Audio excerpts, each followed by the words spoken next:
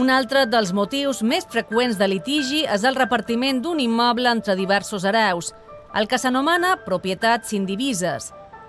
Davant el desacord sobre què fer amb una casa o un pis heretat, està augmentant el nombre de persones que venen la seva part a una empresa especialitzada.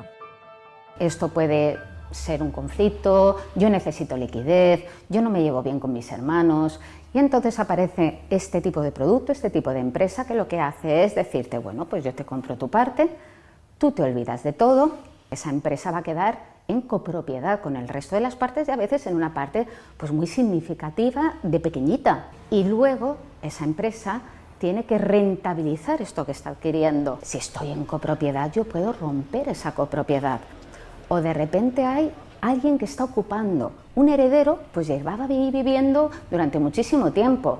Pues yo puedo manifestarle, yo que ahora soy copropietario no estoy de acuerdo en que tú estés ocupando esa casa en exclusiva y quiero que dejes de ocuparla, o también te pido una indemnización por esa ocupación. Y por eso muchas personas ante estos problemas deciden vender y olvidarse. Heredex és una de les empreses que es dediquen a adquirir proindivisos. El seu negoci consisteix a adquirir aquests bocins d'herència a baix preu i negociar una possible venda de l'immoble en la resta dels hereus copropietaris. Nosaltres entrem quan ens truca un dels copropietaris que el que vol és desfer-se del problema més per una situació emocional que per un tema econòmic, perquè no vol enfrontar-se a la família. Llavors nosaltres el que fem és comprar aquesta part, nosaltres posem en marxa tot el procediment judicial, al fi ens posem en mans d'un tercer, que és un jutge, que diu què és el que hem de fer.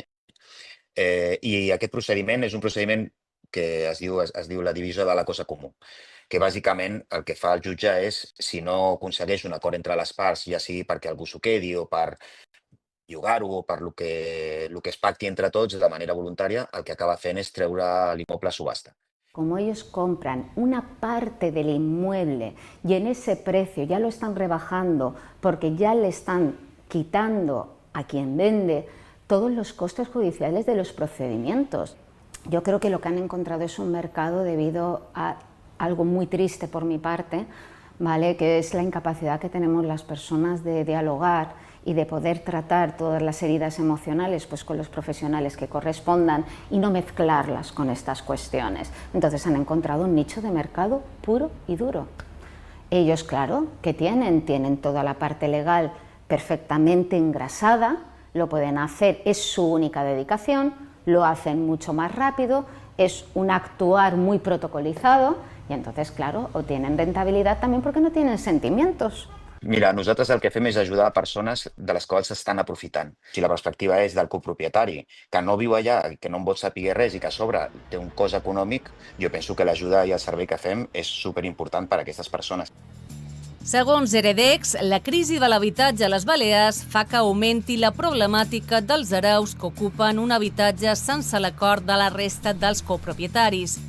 El 90% dels casos, segons afirma l'empresa catalana, acaben als tribunals i el pis és subhastat per ordre judicial.